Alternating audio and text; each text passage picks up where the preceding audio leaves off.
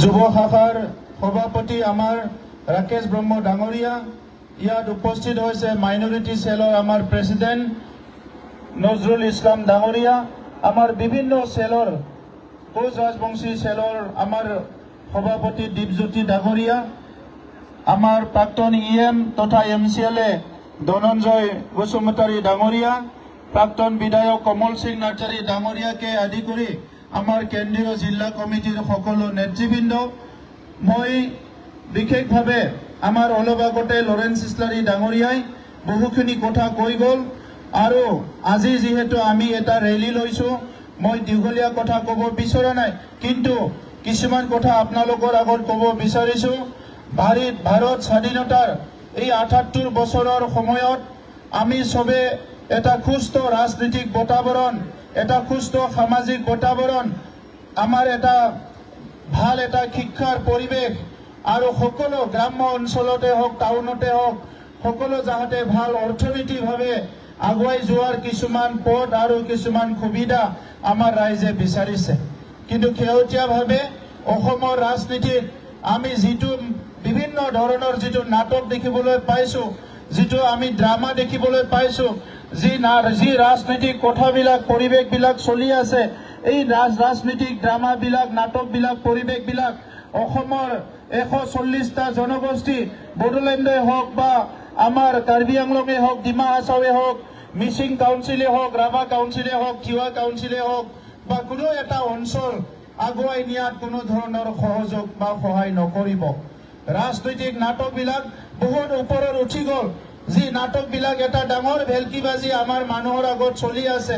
এজনে এটা কথা কয়, আনজনে এটা কথা কয়, কিন্তু কাৰো মুখত দুখীয়া মানুহৰ কাৰণে কি কৰিব, মহিলাৰ কাৰণে কি কৰিব, ছাত্ৰ ছাত্ৰীৰ কাৰণে কি কৰিব, বানপানী আহিলে কি কৰিব, আমাৰ বিভিন্ন ৰাষ্ট্ৰীয় সম্পদবিলাক আমি কেনেকৈ সুৰক্ষা কৰিম আৰু অনাগত দিনত আমাৰ মানুহবিলাকৰ যি ডিগনিটি, যি আত্মসন্মান ৰক্ষাৰ কাৰণে সকলো জাতি জনগোষ্ঠীৰ সাংস্কৃতিক ভাষা ৰক্ষণাবেক্ষণ দিয়াৰ কাৰণে, সকলো জাতি জনগোষ্ঠীৰ ৰীতি নীতিবিলাক ৰক্ষণাবেক্ষণ দিয়াৰ কাৰণে কোনো কথা আলোচনা কৰা আমি দেখিবলৈ পোৱা নাই।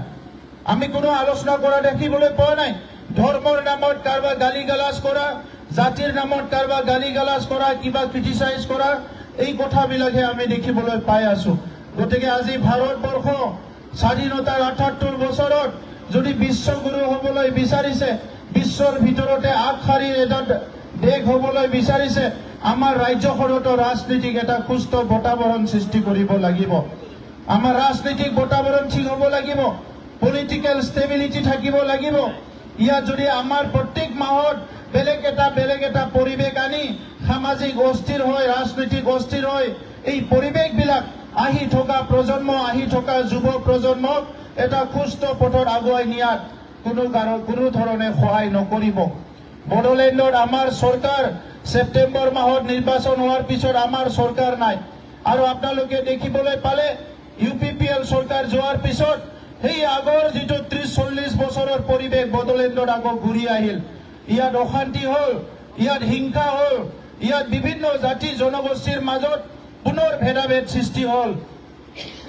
যি 26টা জনগোষ্ঠীৰ মাজত UPPLে সমন্বয় গঢ়িছিল, যি 26টা জনগোষ্ঠীৰ মাজত UPPLে মৰম স্নেহ বিশ্বাসেৰে জীয়াই থকাৰ এটা পৰিৱেশ গঢ়িছিল, যি 26টা জনগোষ্ঠীৰ প্ৰত্যেকটো জনগোষ্ঠীকে ভূমিৰ অধিকাৰ প্ৰদান কৰা, সাংস্কৃতিক অধিকাৰ প্ৰদান কৰা, সামাজিক অধিকাৰ প্ৰদান কৰাৰ কাৰণে UPPL দলে কাম কৰিছিল, এই পৰিৱেশবিলাক আজি নাইকিয়া হৈ গ'ল।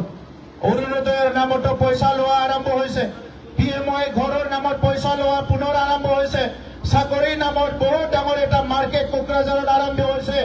সিন্ডিকেট শ্ৰীৰামপুৰৰ পৰা আদি কৰি আজি কোকৰাঝাৰত যিসকল কণ্ট্ৰেক্টৰ আহিছে, এইবিলাক চব বাহিৰৰ কণ্ট্ৰেক্টৰ।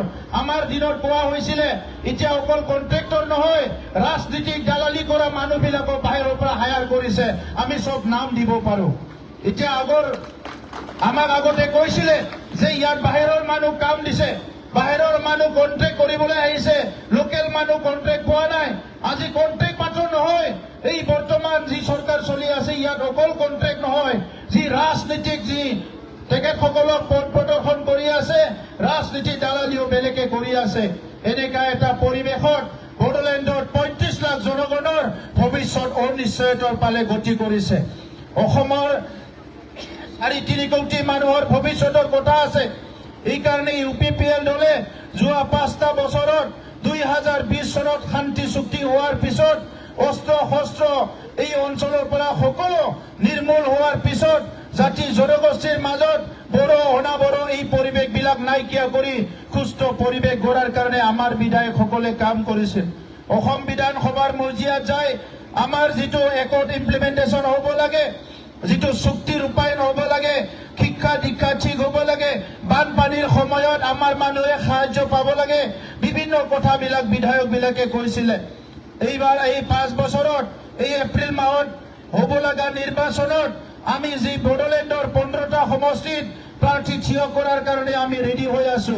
আৰু এইবাৰ আমাৰ বিধায়কসকলে বড়োলেণ্ড অঞ্চলৰ 35টা জনগোষ্ঠীৰ বিভিন্ন সমস্যাক লৈ বিধানসভাত মাত মাতাৰ লগতে অসমৰ 140টা জনগোষ্ঠী যি জনগোষ্ঠীবিলাক এতিয়ালৈকে নিজৰ প্ৰাপ্য অধিকাৰ পাবলৈ সক্ষম হোৱা নাই, তেখেতসকলৰ কাৰণে আমাৰ বিধায়কসকলে যায় অসমৰ মজিয়াত এটা সুস্থ অসম গঢ়াৰ কাৰণে, শান্তিৰ অসম গঢ়াৰ কাৰণে, প্ৰগতিৰ অসম গঢ়াৰ কাৰণে, সামাজিক ৰাজনৈতিক অৰ্থনৈতিক আৰু যি আমাৰ শিক্ষাৰ এটা ভাল পৰিৱেশ গঢ়াৰ কাৰণে মাত মাতিব।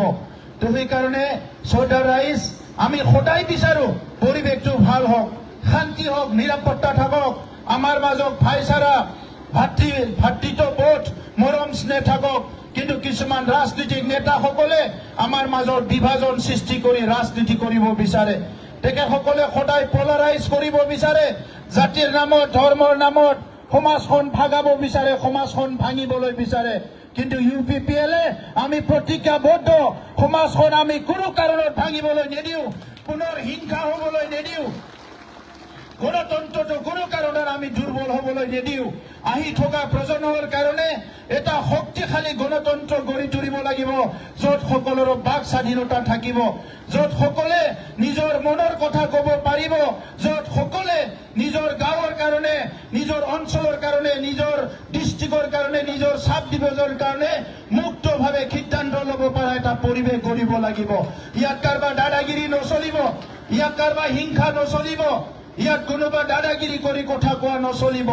আজি বড়োলেণ্ডৰ কিবা এটা ঘটনা হলে তৃতীয় পক্ষৰ নাম লৈ, বড়োলেণ্ডৰ কিবা এটা হলে ল এণ্ড অৰ্ডাৰ আমাৰ হাতত নাই বুলি কয়। যোৱা 5টা বছৰত কি আমাৰ তাত পুলিচ প্ৰশাসন আছিল নেকি? যোৱা 5টা বছৰত গোটেই থাৰ্ড পাৰ্টিবিলাক গোটেই শুই আছিলে নেকি? কোনো এনেকুৱা নাছিলে। UPPLৰ ৰাজনৈতিক দূৰদৰ্শিতা আছিলে, UPPLৰ নিজৰ সিদ্ধান্ত আছিলে, UPPLৰ নিজৰ চিন্তা আছিলে, বিবেক আছিলে। এই হিচাপে আমি ৰাইজৰ লগত কাম কৰিছিলো। এইকাৰণে আমাৰ চিডলি সমষ্টিৰ বহুত ভাল এটা পৰিৱেশ, বিজনী সমষ্টিও আমাৰ জিকিব। যোৱা নিৰ্বাচনত সৰু সুৰা খেলিমেলিৰ কাৰণে 2টা সমষ্টিত আমাৰ MCLে হাৰিছে, কিন্তু এইবাৰ তেনেকুৱা পৰিৱেশ নাই। সকলো জনগোষ্ঠীয়ে দেখিবলৈ পাইছে UPPLৰ দিনত কেনেকুৱা আছিলে আৰু আজি BPFৰ দিনত কেনেকুৱা হৈছে। এইকাৰণে ইতিমধ্যে বিভিন্ন জনগোষ্ঠীৰ ইণ্টেলেকচুৱেল বিলাক, বুদ্ধিজীৱী বিলাক, শিক্ষিত চাম চবে কৈছে আমাক যে এইবাৰ UPPLে বড়োলেণ্ডত পুনৰ MLA জিকিব লাগিব আৰু ভাল ৰাজনীতি এটা নেতৃত্ব দিব লাগিব। সেইকাৰণে আজি চবৰে আশীৰ্বাদ লৈ, চবৰে মৰম লৈ আমি পুনৰ ওলাই আহিছো। আমাৰ হাতত তেখেতসকলৰ নিচিনা শক্তি নাই, আমাৰ হাতত শক্তি ৰাইজৰ মৰম, ৰাইজৰ বিশ্বাস আৰু আমি দিব পৰা ৰাইজক মৰম আৰু সন্মান, এইটো লৈ আমি আগবাঢ়ি যাব লাগিব।